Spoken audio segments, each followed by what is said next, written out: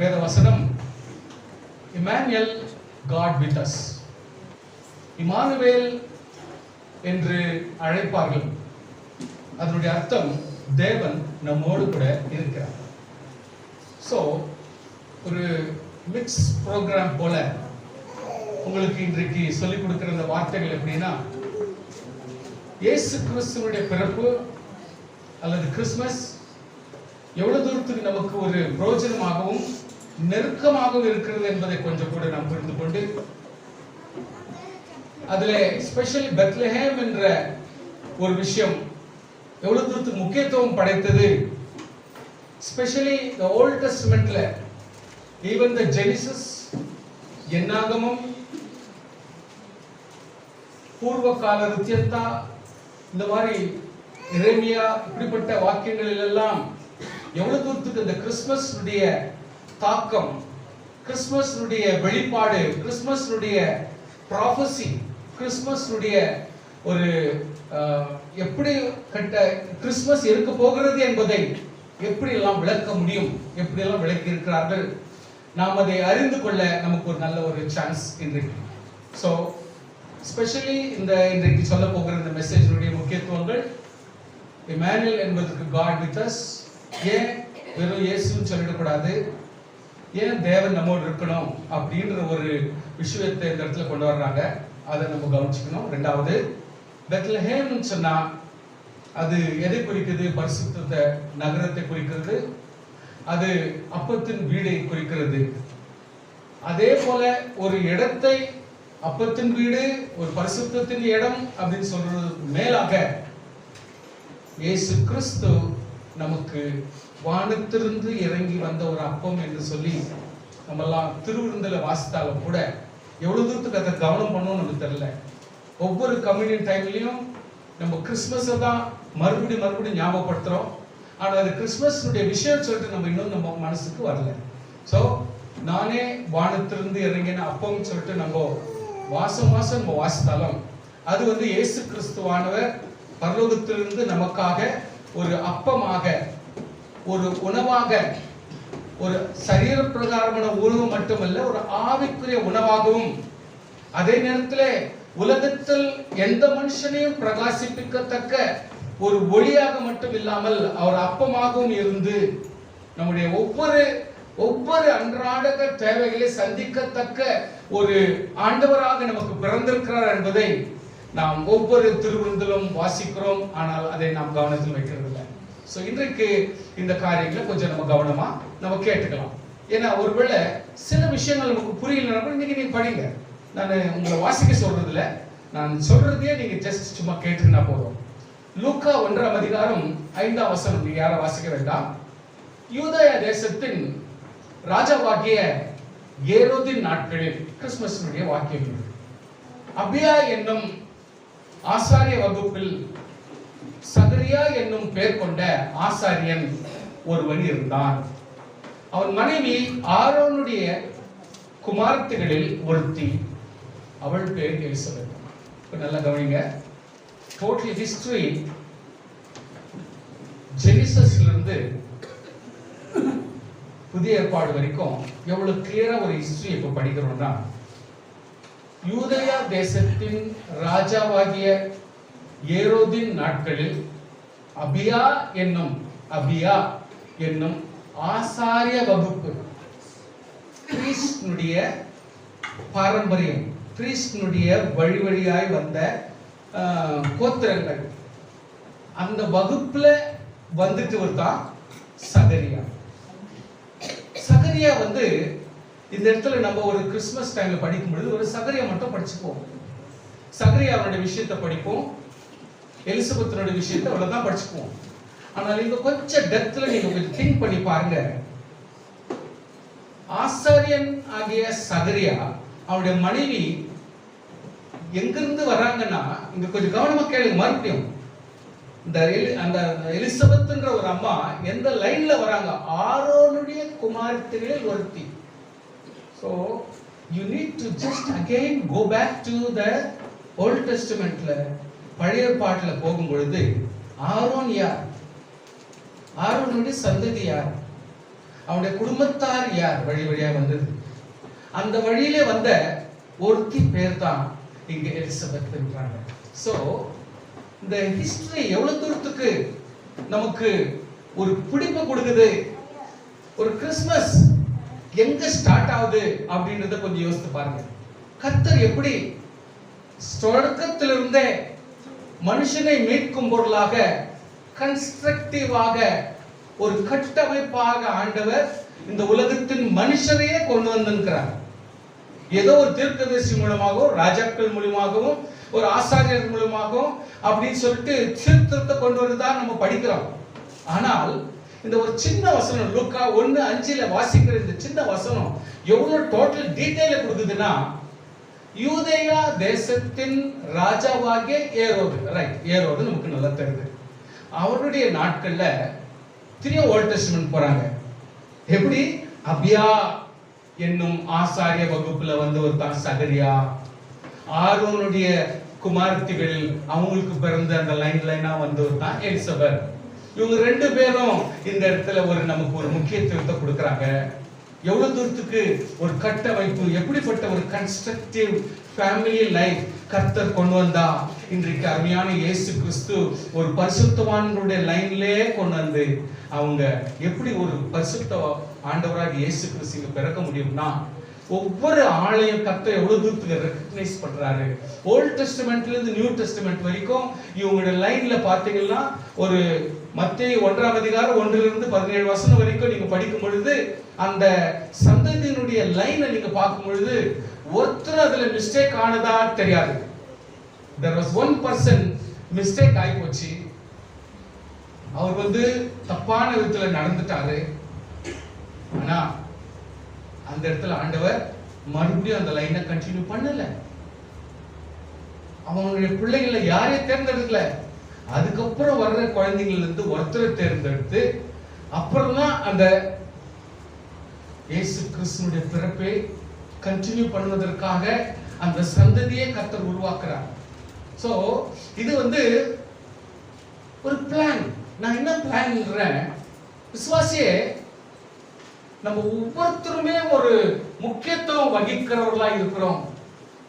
நம்ம ஒவ்வொருத்தரும் கர்த்தர் கணக்கு போட்டு வச்சிருக்கிறார். இவங்க எப்படிப்பட்ட லைஃப் உள்ளவங்க, இவங்களுடைய பேச்சு என்ன, இவங்களுடைய நடவடிக்கை என்ன, இவங்களுடைய கிரியை என்ன, இவங்களுடைய ஃபியூச்சர், ஒருவேளை இன்னொரு 10 வருஷத்துல நம்ம எப்படி இருக்க போறோம், ஒரு 20 வருஷத்துல எப்படி இருக்க போறோம், இன்னொரு 30 வருஷத்துல எப்படி இருக்க போறோம், இது எல்லாத்தையும் கணக்கு போட்டு இந்த சந்ததியை கர்த்தர் வழி வழியாய் ஒரு பரிசுத்த சந்ததியாய் கொண்டு வர்றாருன்னா நம்ம லைஃப்னுடைய ஒவ்வொரு நாளும் எவ்வளவு முக்கியத்துவம் என்பதை நீ கொஞ்சம் கவனிச்சு பாருங்க. எவ்வளவு தூரத்துக்கு அது இம்பார்ட்டன்ஸ் என்பதை நீ கொஞ்சம் கவனிச்சு பாருங்க. ஏதோ வாழ்ந்துடுறோம், ஏதோ பேசிடுறோம், இன்னைக்கு மன்னிப்பு கேட்டுக்கிறோம், திரும்ப நாளைக்கு பேசுறோம், திரும்ப மன்னிப்பு கேட்கிறோம். இது எல்லாத்தையும் கர்த்தர் எல்லாத்தையும் கால்குலேட் பண்ணி தான் வைக்கிறார். அதனால தான் சில சந்ததிங்க அப்சர்வே ஆகுறதில்ல. பரிசுத்த சந்ததி ஏன் கேட்ச் ஆகுறதில்லைன்னா, நம்முடைய லைஃப்ல எப்பொழுதுமே ஒரு கன்சிஸ்டன்சி, ஒரு பரிசுத்தத்தினுடைய ஒரு தொடர்ச்சின்றது இல்லாத போனா ஆண்டவர் அங்கீகரிக்க முடியாது. See, we talk about Christmas. கிறிஸ்மஸ்னா இங்க பாருங்க ஒரு சந்ததி எப்படி இட்டு வராருன்றா உங்களுக்கு ஒரு சும்மா ஒரு எக்ஸாம்பிள் மாதிரி சொல்றேன். இப்போ சப்போஸ் அபியா அப்படின்னு நீங்க படிச்சிட்டீங்க. Who is Abijah? King David reign. ராஜாவாகிய தாவீது அரசாட்சி செய்யும் காலத்திலே, அதுக்கு முன்பதாகவே மோசேயுடைய காலத்திலே ஆரோன் அவருடைய பிள்ளைங்க ஆசாரியர்களை கர்த்தர் நியமிச்சார். ஆமென், ஆமென். அதுக்கப்புறம் எலியாசார், இத்தாமார் இவங்களுடைய சந்ததியில அப்படியே மறுபடியும் வழி வழியாய் வர ஆரம்பிச்சிச்சு. அது அப்படிதான் நியமிக்கிறாங்க. இந்த வருஷத்துடைய ஆசாரி இவர்தான், இந்த வருஷத்துடைய ஆசாரி இவர்தான். அது பொது ஜனங்க உலகத்துல எல்லாரும் சேர்ந்து செலக்ட் பண்றது. இன்றைக்கு எப்படி போப் செலக்ட் பண்ணி ஒரு உலகத்துக்கே ஒரு தலைவனாக வச்சிருக்காங்க, அது போல ஆசாரிகள் அதே மாதிரி செலக்ட் பண்ணி வச்சிருந்தாங்க. ஆனால் தாவீதுக்கு இது அவ்வளவு சாட்டிஸ்பாக்சன் ஆகல. அவர் என்ன பண்ணார் தெரியுமா? தாவீதுடைய காலத்துல அவர் என்ன பண்ணுவாரு, ஆசாரியர்கள் ஏதோ நினைச்சா ஒருத்தர் செலக்ட் பண்ணி போட்டுங்கிறது இதெல்லாம் நம்ம எஸ் ஒத்துக்குன்னு அப்படியே சந்ததி ஓடுறோம்னா ஓடுறது மாதிரி விட வேண்டாம். இதுக்கு ஒரு நியமம் வேணும், இதுக்கு ஒரு பிரமாணம் வேணும், இதுக்கு ஒரு ரூல்ஸ் அண்ட் ரெகுலேஷன் வேணும், இதுக்கு ஒரு நியமம் இருக்கணும். இல்லைன்னா நினைச்ச மாதிரி அவங்க தேர்ந்தெடுத்துட்டா சரிபடாது. ஆவிக்குரிய விஷயம் இது, ஜெபிக்கிற விஷயம், கடவுளுடைய விஷயம், தேவ நன்மை பெற விஷயம். அதனால இதெல்லாம் நம்ம நினைச்சவன் விடக்கூடாது சொல்லிட்டு என்ன பண்றாரு, under king David Israel priests were organized into 24 course in a year. இவர் என்ன பண்றாரு, 24 மனுஷரை ஒரு பர்டிகுலர் சந்ததியில தெரிஞ்சு கொள்றாரு. அப்படி செலக்ட் பண்ணும் பொழுது யூசுவலா உங்களுக்கு தெரியும் 12 கோத்திரங்கள். நம்மலாம் 12 இஸ்ரவேல் புத்திரர்கள் இருக்கிறாங்களா, 12 கோத்திரங்கள்ல 2 கோத்திரம் தான் பர்ஃபெக்ட் அப்சர்வேஷன்ல போயிருக்கிறதா ஆண்டவர் கவனிக்கிறார். இந்த 2 கோத்திரம் மட்டும்தான் ரூல்ஸ் அண்ட் ரெகுலேஷன்லயும் கீழ்ப்படிதல்லையும் தாழ்மையிலையும் கடவுளுக்கேற்ற ஒரு செயலை செய்யற அளவுக்கு ஒபீடியன்ஸா இருக்கக்கூடிய பல ஜனங்களுக்கு ஒரு சேவை செய்யக்கூடிய அளவுக்கு இருக்கிறாங்கன்னா அந்த 2 கோத்திரங்களை செலக்ட் பண்றாங்க. இந்த 2 கோத்திரங்களையும் எல்லாரும் நீங்க வந்துட்டு ஆசாரியங்கன்னு சொல்லிட்டு சொல்லல.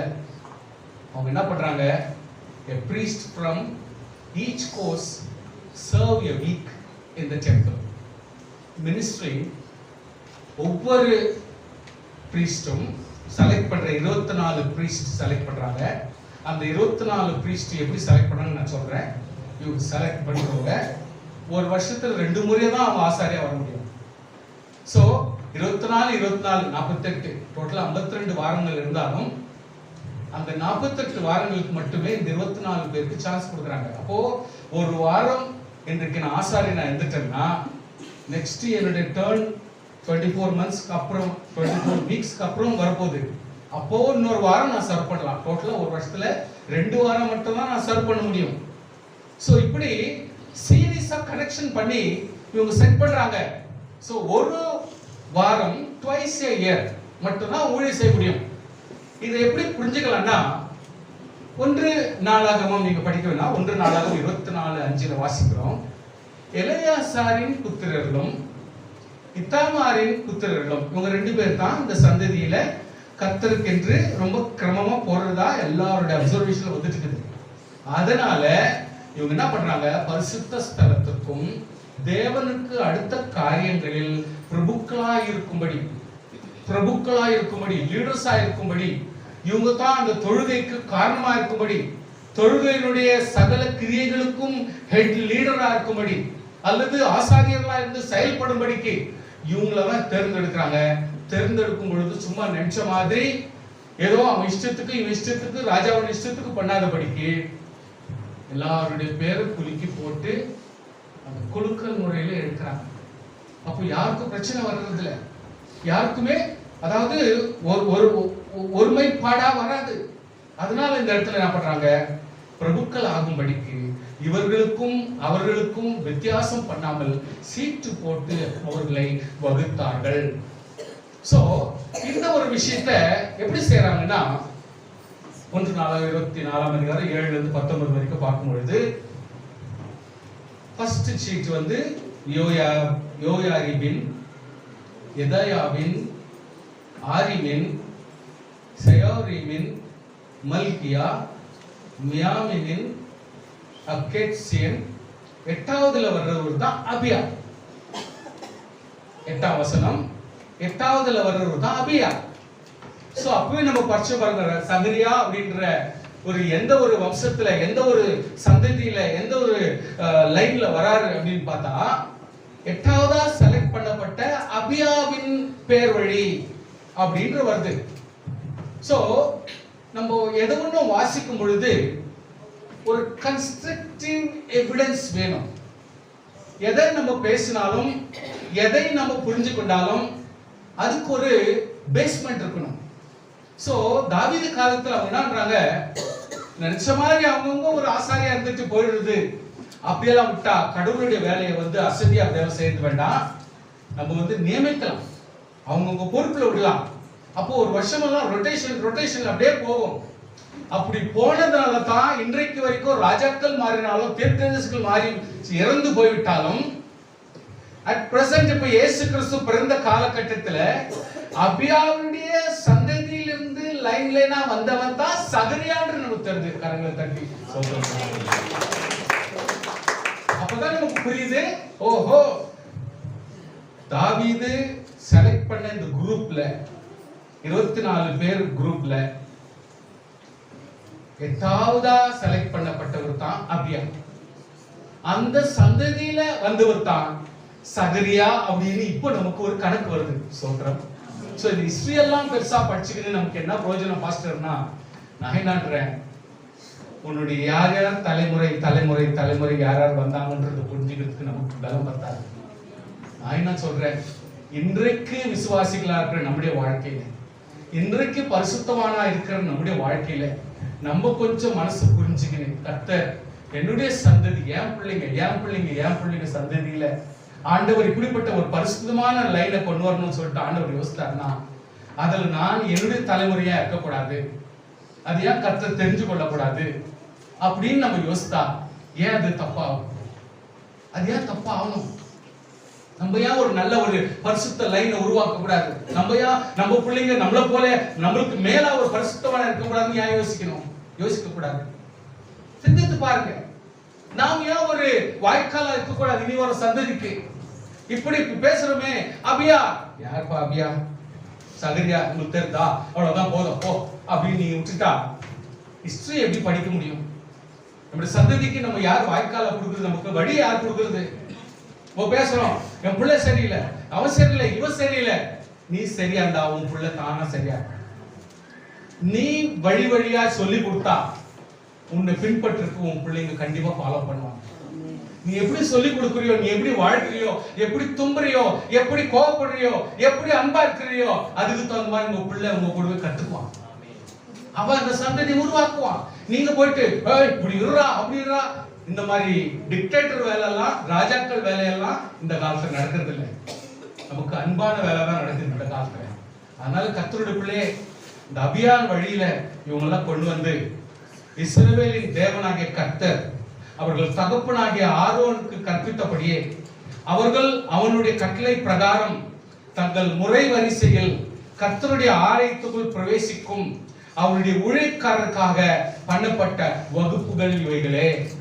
சோ இவங்கெல்லாம் அந்த ஸ்பிரிச்சுவல் லைன்ல, ஆசாரிய லைன்ல கர்த்தருக்கு சேவை பண்ற, தேவனுக்கும் மனுஷருக்கும் மத்தியத்துல ஒரு சேவை பண்ற ஒரு குரூப், ஒரு வகுப்புகளை, ஒரு பிரிவுகளை உருவாக்குறாங்க அந்த காலத்துல. அன்றைக்கு தாவீது அந்த ஒரு நடவடிக்கை எடுத்ததுனாலதான் என்னாச்சுன்னா யாருக்கும் இந்த ஸ்பிரிச்சுவல் லைன்ல சண்டையே இல்லை. இன்னைக்கு நாளைக்கு கூட யாருமே யாருப்பா ஆசாரியன்னா சண்டை வர்றது இல்ல. அவங்கவுங்க வரிசையா அவங்கவுங்க ராஜாக்களா மாறுறாங்க, ஆசாரியர்களா மாறுறாங்க. சோ கர்த்தருடைய பிள்ளை, நான் என்னன்றேன், இன்றைக்கு நான் சொல்ற ஒரு விஷயம், தேவனாகிய கர்த்தர் அற்புதமான ஒரு தம்பதிகளை தெரிந்து கொள்றாங்கன்னா, அந்த எலிசபெத்ன்றவங்க, நான் சொல்லி கொடுத்தனேன், அந்த எலிசபெத்ன்றவங்க கூட ஆசாரியனாகிய எலிசா ஆரோனுடைய குமாரத்தி, அங்கிருந்து வந்த லைன்ல இருந்து வந்த ஒரு அம்மா தான் இந்த அம்மாவும். உங்க ரெண்டு பேரும் ஏன் கர்த்தர் இவ்வளவு வயசு வரைக்கும் குழந்தை கொடுக்காது விட்டார்னா, ஆண்டவர் உலகத்துக்கு ஒரு இம்பாக்ட் கொடுக்க விரும்புகிறார். எந்த ஒரு சூழ்நிலையிலும் ஆசீர்வதிக்கிற தேவன் என்பதை உணர்த்துகிறார். அல்லேலூயா. உலகம் தெரிந்து கொள்ளட்டும் அபியாவுடைய ஃபேமிலி யார், அந்த அபியா ஃபேமிலியை நான் எவ்வளவு தூரத்து கண்ணும் கருத்துமாய் கொண்டு வந்திருக்கிறேன்னு சொல்லிட்டு காட்டுறதுக்காக இருக்கலாம். அல்லது இன்றைக்கு நமக்கு இப்படிப்பட்ட வழி வழியாய் நாம் வாழ்வோமானால் நம்முடைய பிள்ளைகளும் வழி வழியாய் அதே ஒரு பக்தியில வருவார்கள், துதித்தல்ல வருவார்கள், மற்றவங்களை ஆவிக்குரியத்தில் லீட் பண்றதுக்கு வருவார்கள், காட்டுறதுக்காக ஒரு வேலை இருக்கலாமே. ஆமென். அன்றைக்கு ஏதோ வந்தாங்க, ஆரோன் தப்பு பண்ணிட்டார். நம்ம எல்லாம் கணக்கெல்லாம் ஆரோன் ஒரு கன்றுக்குட்டி செஞ்சு ஜனங்களை மிஸ்கைட் பண்ணிட்டார் அவ்வளவுதான் நம்ம இருக்கிறோம். வெறும் கன்றுக்குட்டி கதையில தான் ஆரோனுடைய கதையை நிறுத்தி வச்சிடறோம். ஒரு குற்றவாளியா நிறுத்தி நம்முடைய மனதில் அப்படியே பதிக்க வச்சிடறோம். ஆனால் ஆண்டவராகிய கர்த்தர் அதுக்கு மேல ஒரு ஆசாரியன் என்பதை கர்த்தர் நம்முடைய மனசுல போடுறார். யார் எப்படி போனாலும் சரி, எவ்வளவு தப்பு பண்ணாலும் சரி, அவனுடைய பிள்ளைங்க ரெண்டு பேருமே அவ்வளவு தப்பு பண்றாங்க. அதாவது எலியாசருடைய பிள்ளைங்க ரெண்டு பேருமே அதே மாதிரி தப்பு பண்றாங்க, ஏலியுடைய பிள்ளைங்க தப்பு பண்றாங்க. பட் ஸ்டில் தேவனாகிய கர்த்தர் கர்த்தருக்கென்று நாம் பரிசுத்தமாய் நியமித்துக் கொண்டால் தேவன் நம்மை கைவிட மாட்டார். நாம் கர்த்தருக்கென்று வாழ முடியுமானால் தேவன் நம்மை கைவிட மாட்டார். சோ எலிசபெத் சகரியா என்பவங்க இந்த காலத்துல அவங்க ஆசாரியத்துவம் முடிச்சு கொண்டு போன பொழுது அவங்களுக்கு குழந்தை பிறந்து அவங்க கர்த்தரை கனப்படுத்துறாங்கன்னா இதை விட பெரிய பாக்கியம் என்ன? ஹல்லேலூயா. அவர்தான் கரெக்டா இயேசு கிறிஸ்துக்கு வழி ஆயத்தப்படுத்துற ஒரு ஆளா கர்த்தர் மாத்துறாருன்னா ஏன் கர்த்தர் இதெல்லாம் இவ்வளவு தூரத்துக்கு செலக்ட் பண்றாரு? ஏன் இவ்வளவு தூரத்துக்கு ஒரு சூசிங்ல கொண்டு வர்றாரு? அது ஏன் நீங்க சூசிங்கா இருக்க கூடாது? ஹல்லேலூயா. ஏன் கர்த்தர் உங்களை கொண்டு கர்த்தர் ஏன் இதை செலக்ட் பண்ண கூடாது? ஏன் அதுல நம்மளும் ஒருத்தர் இருக்க கூடாது? யோசித்து பாருங்க.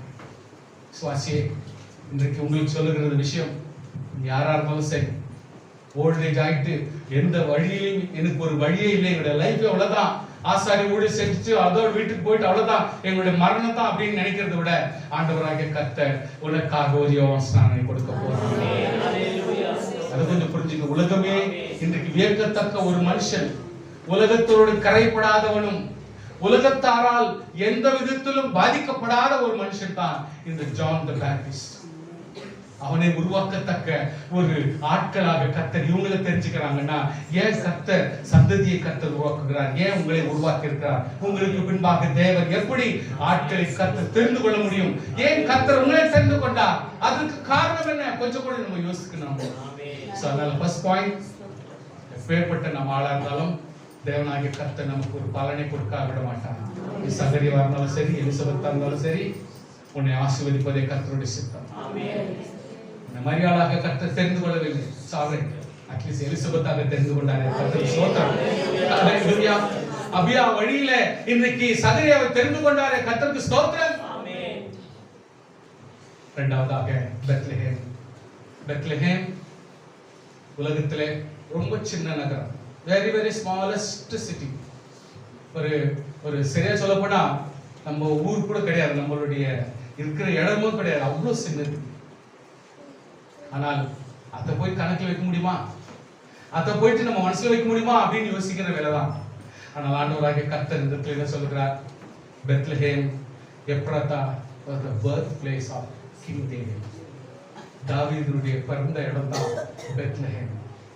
எங்க பிறந்தார் தாவீது? எப்ராத்தா. புரிஞ்சுக்கங்க சில விஷயம். அதாவது எப்ராத்தா பெத்லெஹேம்ல ரெண்டு பேர் தான் பிறந்தது. அது முக்கியமான இந்த கிறிஸ்தவ சமுதாயத்துல. அது ஒண்ணு தாவீது, இரண்டாவது இயேசு. So why it is recognized so much? Why it is recognized? நான் யோசிக்கிறேன், ஐயா ஆண்டவரே, ஒரு தாவீது பாவம் செய்தான், அவன் தண்டிச்சிரு, அவ்வளவு தூரத்துக்கு சீரியஸ் பண்றீங்க. ஆனால் இங்க பார்த்தா தாவீது இயேசு கிறிஸ்துவுக்கு முன்னாடி இருந்த சந்ததியினுடைய தகப்பனாக கணக்கு போடுறாங்களே, அப்போ தாவீதுக்கு எவ்வளவு ரெஸ்பெக்ட் கொடுக்குறாங்கன்றத கொஞ்சம் யோசித்து பாருங்க. என்ன அப்படிப்பட்ட ஒரு பெரிய பரிசுத்தவான், என்ன அப்படிப்பட்ட ஒரு பெரிய நம்ம கடவுளுக்கு ஈக்குவலா நிக்க வைக்க வேண்டிய ஒரு ஆளுன்னு சொல்லிட்டு யோசிக்க முடியலையே நம்மளால. ஆனால் இந்த இடத்துல அப்படித்தான் கர்த்தர் சாமுவேலை நோக்கி, இஸ்ரவேல் மேல் ராஜாவா இராதபடிக்கு நான் புறக்கணித்து தள்ளின சவுலுக்கு நீ எந்த மட்டும் துக்கித்துக் கொண்டிருப்பாய்? உன் கொம்பை தைலத்தால் நிரப்பிக் கொண்டு வா, பெத்லெகேமியனாகிய ஈசாயிடத்திற்கு உன்னை அனுப்புவேன், அவன் குமாரர்கள் ஒருவனை நான் ராஜாவாக தெரிந்து கொண்டேன். கர்த்தர் இந்த இடத்துல தெளிவாக சொல்ற சாமுவேல் கிட்ட, வா, ஈசாயில ஒருத்தனை நான் தெரிந்து கொள்கிறேன். எங்க போலாம்? பெத்லெகேமியனாகிய சொல்லுங்க, பெத்லெகேமியனாகிய ஈசாயிடத்திற்கு உன்னை அனுப்புவேன். புரியுதுங்களா? நம்ம யோசித்துமா? எப்பனா இந்த வசனம் இவ்வளவு தூரத்துக்கு ரெஃபர் பண்ணதுன்னு யோசித்துமா? இதை கொஞ்சம் ரெக்கக்னைஸ் பண்ணணுமா நம்ம? ஆனா அதுக்கு ஒரு முக்கியத்துவம் கர்த்தர் கொடுத்திருக்கிறாரே. நீ ஒரு விசுவாசியா இருக்கலாம், ஆனா உனக்கு கர்த்தர் ஒரு ரெஃபரன்ஸ் கொடுக்கிறாரு. நீ ஒரு ரட்சிக்கப்பட்ட விசுவாசி, நீ ஒரு அபிஷேகம் பண்ணப்பட்ட, நீ ஒரு பரிசுத்தவான், நீ ஒரு தேவனுடைய பிள்ளை. என்னைக்கா இருந்தாலும் எது இருந்தாலும் சரி, அந்த பரிசுத்தம்ன்றது தனி லைன், அது போயிட்டே இருக்கணும். ஹல்லேலூயா. துதின்றது தனி லைன், அது போயிட்டே இருக்கும். அதுக்கும் மற்றதுக்கும் சம்பந்தப்படுத்த கூடாது. ஹல்லேலூயா. கலை, art, it's a different one. பாட்டு பாடுறது, துதிக்கிறது, இன்ஸ்ட்ருமெண்ட் வாசிக்கிறது, பல சேவை செய்கிறது, எல்லா வேலையும், it's all the work we are doing very great. But spiritual line, ஜெபம், துதி ஆராதனை கர்த்தருக்கு ஏற்ற மகிமைன்றது தட்ஸ் செப்பரேட் லைன். அந்த லைன் எப்பவுமே நம்ம தொடக்கூடாது. அந்த லைன் as it is போயினே இருக்கணும். எது எப்படி போனாலும் சரி ஒரு ஸ்பிரிச்சுவல் லைன் கரெக்டா போயினே இருக்கணும் நம்மளுடைய லைஃப்ல. அதை மட்டும் மறந்துடவே கூடாது. அந்த ஸ்பிரிச்சுவல் லைன் எப்பொழுதுமே அன்ஹர்ட்டட் அன்டிஸ்டர்ப்ட் கரெக்டா அந்த லைன் வந்து என்ன நானும் கரெக்டா போயினே இருக்கணும். அதை மட்டும் டச் பண்ணக்கூடாது. கர்த்தர் சொல்ற பெத்லகேம் ஆகிய ஈசாயின் இடத்துக்கு நான் அங்க போய் ஒருத்தனை தெரிந்து கொள்ள அவனதான் என் மனசுக்கு ஏற்றபடி செய்வான். ஸ்தோத்திரம், ஹல்லேலூயா. பண்டிகையின் கடைசி நாளில் பிரதான நாளிலே இயேசு நின்று சத்தமிட்டு ஒருவன் தாகமா இருந்தால் என்னிடத்தில் வந்து பானம் பண்ண கடவன். ஆமென். சிலர் சொல்றாங்க யார் இது? இவர் இயேசு என்றார்கள் சிலர். சில பேர் சொல்றாரு கிறிஸ்து கலிலேயே இருந்தா வருவார். கிறிஸ்துன்றவரு ஒரு ரட்சகர் என்றவரு கலிலேயில இருந்தா வருவாரா? கலிலே அந்த மாதிரி ஒரு நல்ல ஒரு பட்டணம் இல்லையே. தாவீது சந்ததியிலும் ஸ்தோத்திரம். வசனம் எப்படி சொல்லுதுன்னா 42 வசனத்துல தாவீதின் சந்ததியிலும் தாவீது இருந்த பெத்லகேம் ஊரிலும் இருந்து கிறிஸ்து வருவார் என்று வேத வாக்கியம் சொல்லவில்லையா? கவனிங்க, என்ன புரியுதுங்களா? தாவீது சந்ததியிலும் தாவீது இருந்த பெத்லகேம் ஊரிலும் இருந்து கிறிஸ்து வருவார் என்று வேத வாக்கியம் சொல்லவில்லையா என்றார்கள். So who is David? தேவனால் தெரிந்து கொள்ளப்படும். எப்படி தெரிந்து கொள்ளப்படும்? அவர் தேவனை தெரிந்து கொண்டபடினாலே தேவன் அவரை தெரிந்து. கரங்களை உயர்த்துவோம். நாம் கர்த்தரை நேசிக்கிறோம். அது உள்ளத்தை ஆராய்கிற கர்த்தர் நம்மை கர்த்தர் தெரிந்து கொள்வார். ஹல்லேலூயா. விசுவாசியே பலப்படுங்கள், தைரியப்படுங்கள். இன்றைக்கு தாவீதுடைய ஸ்தானத்தில் ஏன் நீங்க இருக்க கூடாது? நம்ம ஏன் இருக்க கூடாது? நீ ஒரு பெண்ணா ஏன் செயல்படக்கூடாது? உலகம் உன்னை பெண்ணுன்னு சொல்லிட்டு ஒதுக்கி வைக்குது. ஒத்துக்காத, ஒத்துக்காத. ஆண்டவராகிய கர்த்தர் நம்ம எல்லாரும் கர்த்தருடைய பிள்ளையா நேசிக்கிறார். ஹல்லேலூயா. ஊழியம் செய்யணும் சரி, தேவனுக்கு செயல்படணும் சரி, பெண்ணா ஆனா யாரா இருந்தாலும் அது பத்தி வித்தியாசம் கிடையாது. தேவனாகிய கர்த்தர் உன்னை தெரிந்து கொள்வார். விசுவாசியுங்கள். மூன்றாவதாக நான் சொல்றது the house of bread. Bethlehem is a house of bread. அப்பத்தின் வீடு, அப்பத்தின் வீடு. இன்றைக்கு கிறிஸ்துமஸ் என்று சொல்லுகிற பெத்லஹேமில் பிறந்திருக்கிற இயேசு கிறிஸ்துவினுடைய இடம் அப்பத்தின் வீடு. ஏன் அதை ரெஃபர் பண்றாங்கன்னா இன்றைக்கு ஒவ்வொரு விசுவாசியும் அப்பத்தில குறைவா இருக்கக்கூடாது. ஹல்லேலூயா. ஆசீர்வாதத்தில குறைவா இருக்கக்கூடாது, நன்மையில குறைவா இருக்கக்கூடாது. ஆசீர்வாதத்தினுடைய தேவன் நன்மையில யாருமே குறைச்சலா இருக்கக்கூடாது. அதனால தான் கர்த்தர் நம்ம பெத்லகேம்ல கொண்டு வச்சிருக்காரு. bread of life. Jesus was born in the house of bread. இன்னைக்கு கர்த்தர் நம்மையும் ஒரு அப்பத்தின் வீடாக கர்த்தர் மாற்றி எருசலேமில் வச்சிருக்கிறார், ஒரு பெத்லஹேமில் வச்சிருக்கிறார் என்றால் நாமும் ஆண்டவர் சொல்றபடி ஒரு அப்பம் மட்டுமல்ல, தேவனுடைய ஒவ்வொரு வார்த்தையினாலும் நாம் பிழைக்கிறவர்களாக கர்த்தர் மாற்றி ஒவ்வொரு வார்த்தையினாலும் பிழைப்பாராக பிழைப்புவமாக. ஸ்தோத்திரம். இயேசு கிறிஸ்து பிறப்பதை குறித்து சொல்லும் பொழுது இதோ நீ கர்ப்பவதியாகி ஒரு குமாரனை பெறுவாய், அவருக்கு இயேசு என்று பெயரிடுவாயாக, அவர் பெரியவராக இருப்பார், உன்னதமான குமாரன் எனப்படுவார், கர்த்தராகிய தேவன் அவருடைய பிதாவாகிய, பாருங்க வசனம் எப்படி வருது, அவருடைய பிதாவாகிய தாவீதின் சிங்காசனத்தை அவருக்கு கொடுப்பார். தாவீதுனுடைய சீட்டை கர்த்தர் இயேசு கொடுத்த மாதிரி நீ சொல்றாங்க. ஆண்டவர் இடத்துல சொல்றாரு. சும்மா அவங்க தாயும் சகோதரர் வந்து நிக்கிறாங்க, சீஷர்கள். அதுக்கு அவர் சொல்றாரு, எனக்கு தாய்கார் குற்றப்படுத்துறதுக்கு இல்ல, கேவலப்படுத்துறதுக்கு இல்ல. இன்னைக்கு நம்ம எல்லாரும் என்கரேஜ் பண்றதுக்காக ஆண்டவர் அந்த வசனத்தை கூட விட்டு கொடுக்கிறார். எப்படி? எனக்கு கீழ்ப்படிகிறேன், நீங்க தான் எனக்கு தாய், நீங்க தான் எனக்கு தகவல். ஹல்லேலூயா. வெளியே தாய் நிக்கிறாங்க, ஆனா இந்த வார்த்தை சொல்றாரு. அந்த தாய் என்ன நினைப்பாங்க? மனசுல வச்சு, ஓ இப்படினாலும் எனக்கு தெரியும், பரத்திலிருந்து வந்தவர் இவர், அவர் பரத்துக்குரியவர், எனக்குரியவர் அல்ல அப்படி அந்த அம்மா தெரிஞ்சதுனால அந்த அம்மா மனசுலயே வச்சுக்கிறாங்க. தாவீதுக்கு எவ்வளவு இம்பார்ட்டன்ஸ் கொடுக்கறாங்கன்னு பாருங்க.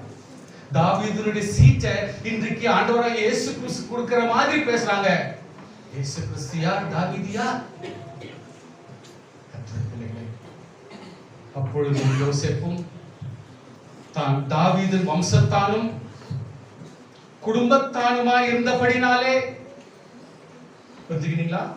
மறுபடியும் லூக்கா 2:4 வந்துக்கிறேன். அதுல என்ன வசனம் சொல்லுதுன்னா, கர்த்தர் யோசேப்பு கிட்ட பேசுறார், மரியாள் கிட்ட பேசுறார். அந்த விஷயத்துல வரும் பொழுது அப்பொழுது யோசேப்பும் தான் தாவீதின் வம்சத்தானும், புரிஞ்சுக்கிறீங்களா? அப்போ ஜோசப் யாரு? தாவீதுடைய வம்சத்துல வந்துக்கிறவன். Such an important perspective on Joseph. So இங்க தாவீதின் வம்சத்துல வர்றத எவ்வளவு தூரத்துக்கு சுட்டி காட்டுறாங்க, அதை ரெஃபர் பண்றாங்கன்றத பாருங்க. மோரோவர் குடும்பத்தானுமாய் இருந்தபடியினாலே, ஸ்தோத்திரம், ஹalleluya. a family tree அப்படி வருது சொல்றாங்க. ஒரு ஃபேமிலி ட்ரீ கொடுங்க. சப் ரிஜிஸ்டர் ஆபீஸ்ல ஒரு ஃபேமிலி ட்ரீ கொண்டு போய் கொடுத்து சரி பண்ணணுமா? தாசில்தார் தான் அதுக்கு சைன் போடணும். குடும்ப சம்பந்தப்பட்ட ஒரு home ministry. Family tree it comes from David family. அந்த ஃபேமிலி ட்ரீ அப்படியே கொண்டு வர்றாங்க. இன்றைக்கு நாம் கிறிஸ்துவனுடைய வம்ச வழியாய் வருகிறதுனாலே நம்முடைய ஃபேமிலி ட்ரீ ஆண்டவராகிய இயேசு கிறிஸ்து நம்மை அற்புதமாய் நியமித்திருக்கிறார். அந்த கர்த்தருக்கு கரங்களை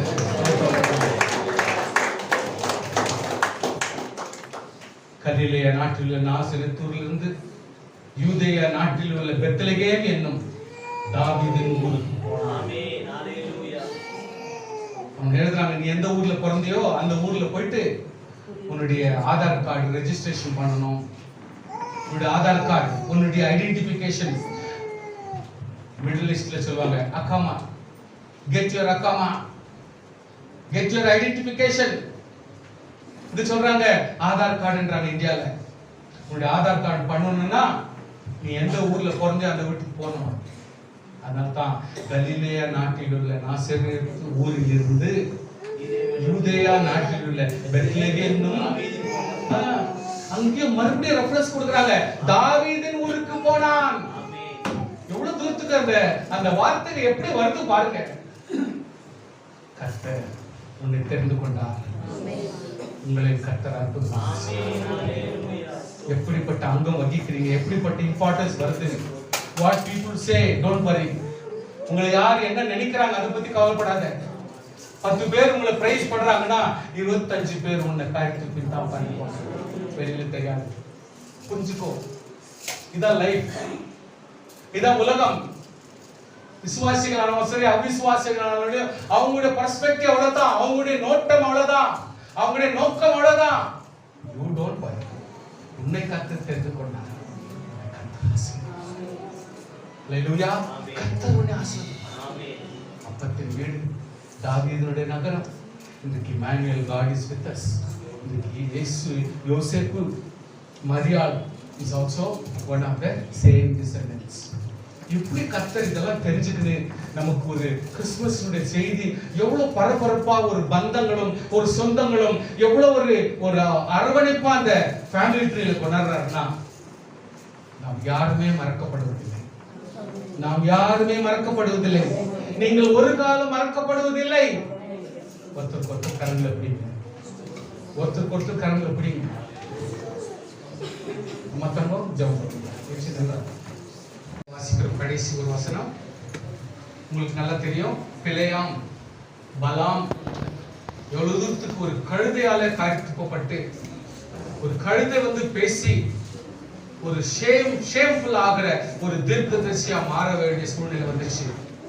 அவன் பேசுற ஒரு வார்த்தையை சொல்லி, அவன் எப்படி கிறிஸ்துமஸ் வார்த்தைகளை இந்த இடத்துல பேசுறான்றத ஒரு வார்த்தை சொல்லி முடிக்கிறேன். என்னாகும் 24:17 வாசிக்கிறோம். 24:17 அவன் தன் வாக்கியத்தை எடுத்துரைத்து பேயோரின் குமாரன் பிலேயாம் சொல்லுகிறதாவது, டிக்டேட் பண்றான், அவனே சொல்றான். பேயோரின் குமாரன் பிலேயாம் சொல்லுகிறதாவது, கண்கள் திறக்கப்பட்டவன் உரைக்கிறதாவது, தேவன் அருளும் வார்த்தைகளை கேட்டு உன்னதமானவர் அளித்த அறிவை அடைந்து சர்வ வல்லவரின் தரிசனத்தை கண்டு தாழ விழும்போது கண் திறக்கப்பட்டவன் விளம்புகிறதாவது அவரை காண்பேன். யார்? அருமையான இயேசு கிறிஸ்து. இப்பொழுது அல்ல, அவரை தரிசிப்பேன். சமீபமாய் அல்ல, ஒரு நட்சத்திரம் யாக்கோபில் இருந்து உதிக்கும், ஒரு செங்கோல் இஸ்ரவேலில் இருந்து எழும்பும், யாக்கோபில் இருந்து தோன்றும் ஒருவர் ஆளுகை செய்வார். வாசிக்க முடியுமா? என்னாகமம் 24:15 என்னாகமம் 24:15 Numbers 24:17 அவரை காண்பேன், இப்பொழுது அல்ல, அவரை தரிசிப்பேன். அதுக்கு முன்னால் வசனம் வாசி 15 அவன் தன் வாக்கியத்தை எடுத்துரைத்து பேயோரின் குமாரன் பிலேயாம் சொல்லுகிறதாவது, கண் திறக்கப்பட்டவன் உரைக்கிறதாவது, தேவன் அருளும் வார்த்தைகளை கேட்டு உன்னதமானவர் அளித்த அறிவை அறிந்து சர்வ வல்லவரின் தரிசனத்தை கண்டு தாழ விழும்பொழுது கண் திறக்கப்பட்டவன் விளம்புகிறதாவது, அவரை காண்பேன், இப்பொழுது அல்ல, அவரை தரிசிப்பேன். சமீபமாய் அல்ல, ஒரு நட்சத்திரம் யாக்கோபிலிருந்து உதிக்கும், ஒரு செங்கோல் இஸ்ரவேலிலிருந்து எழும்பும், அது மோவாபின் எல்லைகளை நொறுக்கி சேத் புத்திரர் எல்லாரையும் நிர்மூலமாக்கும். ஆமென். ஹல்லேலூயா. கர்த்தருடைய பிள்ளைகளே, நம்முடைய வாழ்க்கையிலே எப்பேற்பட்ட ஒரு அற்புதமான ஒரு செங்கோல், ஒரு நல்ல ஆட்சி, அது கிறிஸ்தவ ஆட்சி. ஆட்களையோ அல்லது ஒரு பெரிய சிங்காசனத்தை ஸ்தாபிக்கிறதா இயேசு கிறிஸ்து வரவில்லை. இன்றைக்கு நம்முடைய உள்ளங்களிலே இருந்து பல அற்புதமான காரியங்களை செய்து கொண்டு கர்த்தர் நம்ம நடத்தி வருகிறார். ஆனப்படி நாம் விசுவாசிங்கள், பெரிய காரியங்களை செய்கிற கர்த்தருக்கு ஸ்தோத்திரம். தேவனுடைய சமூகம் பழைய ஏற்பாட்டிலிருந்து நமக்காக ஆயத்தம் பண்ணப்பட்ட இயேசு கிறிஸ்து நமக்காக பிறந்தார். அந்த பிறப்பு நம்முடைய எல்லாருடைய உள்ளத்திலேயும் ஒரு மனமகிழ்ச்சியும் ஆறுதலும், இவ்வளவு ஒரு தீர்க்கதரிசிகள் வாழ்க்கையிலும் எல்லாருடைய வாழ்க்கையிலும் ஒரு ஆசீர்வாதமாய் நடத்தி கொண்டு வருகிறது என்று சொன்னால், எல்லாவற்றின் விந்தையிலும் நன்மையிலும் ஆசீர்வாதத்திலும் கர்த்தர் நமக்கு காரணமாக மாற்றுவார்களாக. ஆமென்.